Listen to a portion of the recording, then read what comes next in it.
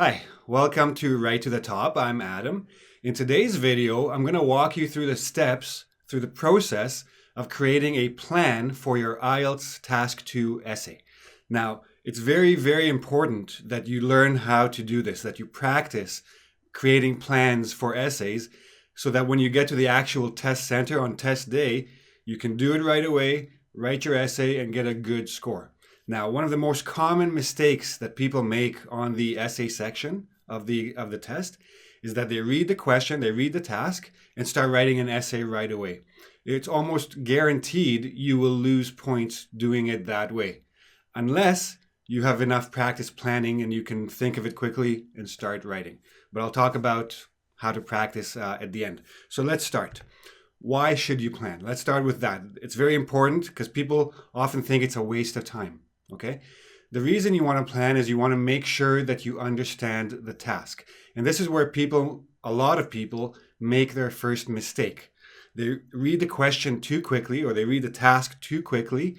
They don't fully understand what they need to do. And as they start writing, they're already getting away from the task. It's like the purpose of the task, and they're losing points before they're even halfway into their essay. Okay? Now, I have a good video about that, about common errors, misinterpreting the tasks. There's a link up here you can follow. Make sure you understand what is being asked of you first. Then you want to make sure that you have a clear path from your thesis, whether it's an opinion, whether it's a demonstration, whatever, from your thesis all the way to the conclusion. You want to make sure there's a logical process to get from one to the next. And you want to make sure that you stick to that process, that you stay on track throughout the essay. A lot of people, they start writing and they're on the right track. They're thinking correctly about the task, but then they start losing focus and they start losing control and they go off on a tangent. They go off to a completely unrelated topic, or they don't actually answer the question they've been asked. So make sure you know where you're going throughout the essay. Now, if you think that planning is a waste of time, it's actually the opposite. If you learn how to plan and you can create a good plan in 3, 4, 5 minutes, you will actually save yourself time, because as you're writing the essay, you won't have to waste time thinking, what should I say? What should I talk about next? What examples should I use? What words should I use? You already have all that ready for you at the beginning. All you have to do is look back every once in a while at your plan and make sure you're on track and write your essay, basically putting the plan into words, into sentences, into paragraphs, okay? So you actually will save time by planning. And whenever you come to the place where you have to put an idea, whether you have to put a reason, whether you have to put support, an example, etc., you already have the ideas ready. You just plug them in and you're ready to go. And you have the vocab ready, or at least some of the vocab ready. You don't have to think too much as you're writing. You have good words ready to use, because vocabulary is very, very important in the essay section. That's where a big chunk of your score is coming from, okay? And planning will help you relax. You don't need to panic. You don't need to think, oh my God, I don't know what to say now. You already thought about it. Say what you put in your plan, put it into your essay. I've seen a lot of people write a plan and then ignore it. They don't look at it again. They forget all about it. And then they write their essay.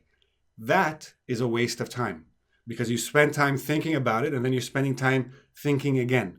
Don't do that. Do it once at the beginning and then just concentrate on the English, on the sentences and paragraphs after that. Now, a lot of people have told me that they have a hard time coming up with ideas. First of all, it takes practice. Second of all, you should have your idea bank. You should be building an idea bank already in preparation for your test. If you're not sure what an idea bank is, there's a link up there. You can follow that, how to create an idea bank, or you can go buy an ebook from my website. A couple of them are already done, and you can work with those, okay? So let's get into the process. We're going to look at 3 tasks, 3 sample tasks, and I'm going to walk you through the process of one of them deeply, and then the other 2 as examples. So, number 1, understand the task. Make sure you read it carefully, okay? Some people think that parents should discourage their children from pursuing an education in the arts. They argue that children should instead focus on the maths and sciences, as these are areas that can lead to good jobs and help society. Do you agree with this approach to education? So the question is, do you agree with something? So you have to say yes or no and then support that choice, right? Now, the question is not asking you which is better, arts or maths. Do you agree with this approach? So the approach is, some people think that parents should discourage their children from pursuing an education in the arts. So the approach to education is stay away from the arts. Okay? They argue that means this is the support they give for that belief. So it's that belief that you have to argue about. Should children study arts or not? That's the question. Okay, that's what you have to answer. Let's look at a couple more. As cities become more crowded and cars increasingly ... The reason I'm not going to read everything is because I already saw the questions. Okay, what can local governments do to make public transportation more attractive to residents? And how can they fund these public transportation systems? When you have a two-part question and they're both open questions, what, how, right away, you don't even need anything in the task. That's all set up. It's background information. What you're asked to do in the essay is actually answer these two questions. And these two questions can be presented alone. Everything that comes before it in the task, streets, highways, trains, buses, etc., this is just a little bit of background information to help you start thinking about it. So yes, read it, of course. Get some ideas from there, like about different means of public transit, but concentrate on the two questions. What can governments do? How can they fund it? How can they get the money to support these public transportation systems? Okay. Number 3, we're going to look at 3 altogether.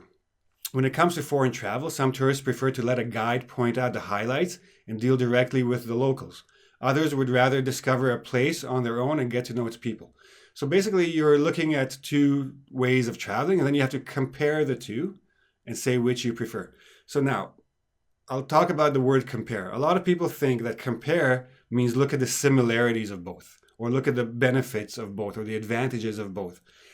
Compare means look at this, like what is same, what is different, right? Look at the 2 of them and how are they similar, how are they different?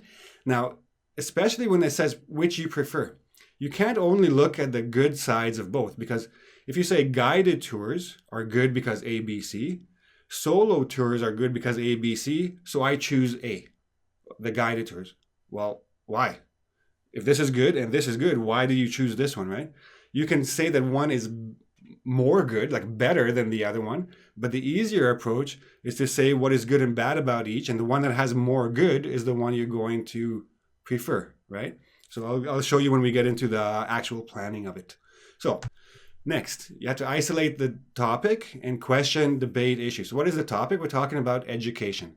What is the question or the debate or the issue, depending on the question type? So should they study the arts or not? Okay, arts only and then STEM. So I split it up. So I put in the circle, I put my general topic, education. And then should they study arts only? And then I'm going to give some ideas about that. And should they study STEM? STEM, science, technology, engineering, maths. All these subjects are put together into a group called STEM. So I'm putting myself a little bit of a parallel. And I'm not saying arts, yes, no. I'm saying arts only, yes or no, as compared to other things like the STEM's project, okay? So isolate all the different topics you're going to discuss and get ready to build on them. Next, get your ideas, get your vocab. Vocab, synonyms related to topic, words that are related to topic, words that are specific to the issue or debate. Transitions, have your transitions ready because a lot of people forget to use transitions, and this is going to cost you points. So education generally, and first I want to take the words in the task. Parents should discourage their kids. And I'm going to look for some synonyms because I want to rephrase this in my introduction. Urge, encourage, studies, rather, prefer, concentrate, fields, etc. I'm looking for things to take from the task itself to rephrase in my introduction to introduce the topic. Education, generally, curriculum, STEM, graphic design, embrace, adapt, one-dimensional options. All the ideas that you can think of that come with education. If you're studying only science, then you're very one-dimensional. If you're studying arts and science, you're multi-dimensional, etc. I have some transitions, whereas and contrast, because I'm going to look at 2 things. I'm going to agree or disagree. So I want to look at 2 sides of things. I'm going to use whereas, I'm going to use in contrast, I'm going to use moreover to add points, etc. Just have them ready. You should know them already by now, Put them down on paper so you remember to use them. And then I'm thinking about arts. I'm going to look at painting, music, photography, different types of arts. What is good about it? Imagination, creativity, STEM, technology, engineering, coding, computers. What does STEM mean? Again, you can put a lot more words. I'm just giving you an example here of what you can put down, okay? Step 4, think of your support. How are you going to support one or the other? So arts gives a child creativity. It gives them critical thinking skills. It gives them soft skills, how to interact with people, how to communicate, how to think outside the box. Those who study only STEM are one-dimensional. They're limited. They have limited employable skills. They can only do one thing. What's good is they get technical skills. So at the end, my idea is that both of them are necessary. So this is going to be my thesis. The conclusion of the plan is that both are necessary, and that's going to be my opinion. And then I'm going to outline my actual essay. And again, you don't need to be this detailed in your plan. The more you practice making plans, the quicker you can do all of this, and you'll find your own way to plan. This is how I create a plan. This works for me. I do the circle, I do the vocab, I do the 2 different parts, and I think about what I'm going to say in each paragraph. Everybody has their own way of planning. Find the way that works for you, the way that you can do it effectively, but within 5 minutes maximum, okay? And the more you practice it, the more you'll find which way works for you. I'll show you a couple of other ways anyway. My thesis, I disagree that parents should discourage their children from studying the arts. Arts are just as important as maths and sciences. That's my thesis. In the first body paragraph, I'm going to support why art is important. Art and technology together, 2 ends. Get rid of one of those.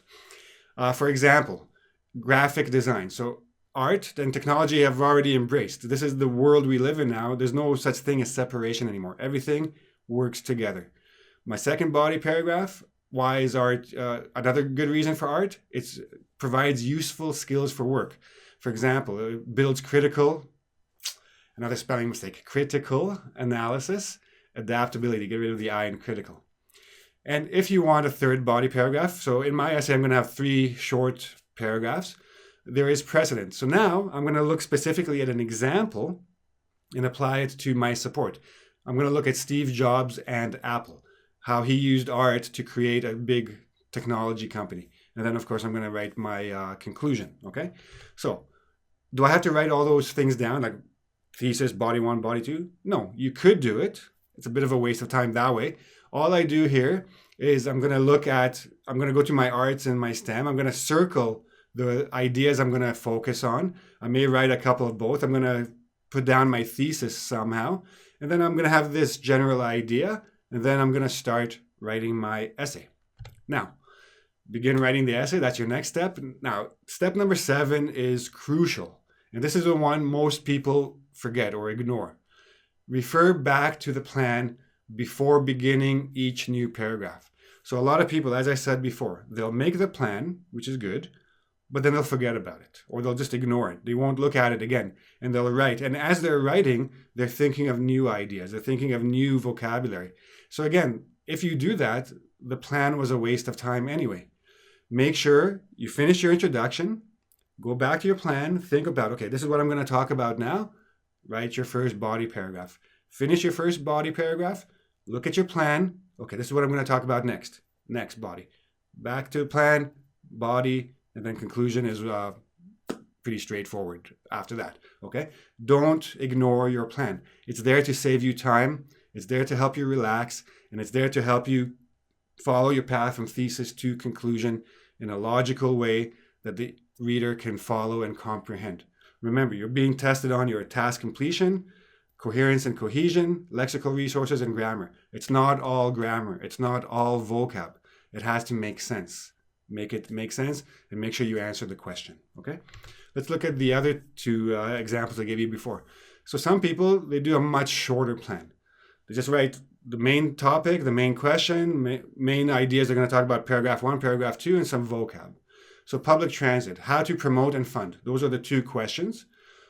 One idea, taxes. People will want to save money, so they'll use public transportation instead of cars, which cost gas and time.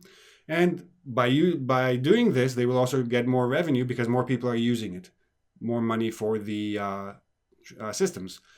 In my second argument, how to do it, raise a campaign or about education, or educate the public about pollution, the environment, make them feel bad about driving. Hopefully they'll use more public transit, and this will bring in money from fares and stuff, and some vocab, bus, train, tax, toll, thoroughfare, highway, etc. And then start writing your essay.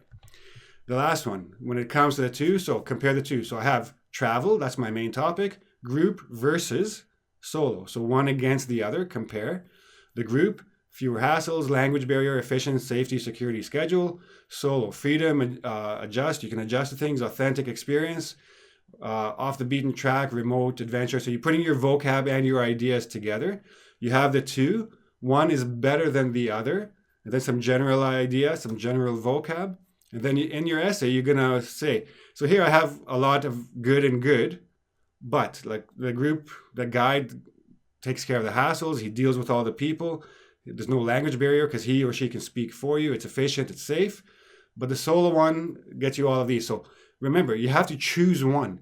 So I'm going to choose solo, and I'm going to focus on these things as opposed to the group travel or the guided tours, etc. Okay? And then I'm going to write my essay. And that's basically all there is to it. Now, how do you practice? What should you do? One, collect a bunch of questions. Get yourself a list of tasks, as many as you can. If you go online and Google or Yahoo or whatever your search engine is, just write IELTS writing topics. And you'll get a lot of different websites with a bunch of questions. Collect them all. Try to get yourself like 30, 40, 50, as many as you can. Then plan 3 essays. Plan the 4th and write the essay. Plan 3, the 4th, plan and write. So don't write 50 essays necessarily. Practice planning. Take a task, give yourself 5 minutes, make a plan. Take another task, 5 minutes, plan. A third task, 5 minutes, plan. 4th task, 5 minutes, plan. 30 minutes, write. 5 minutes, look over again, make sure everything's okay. So that's all there is to it. If you have any questions about this, please ask me in the YouTube comment section. I'll be happy to help you out. If you like this video, give me a like, and don't forget to subscribe to my channel, and come back soon for more lessons on vocab, grammar, test tips, etc. See you then. Bye-bye.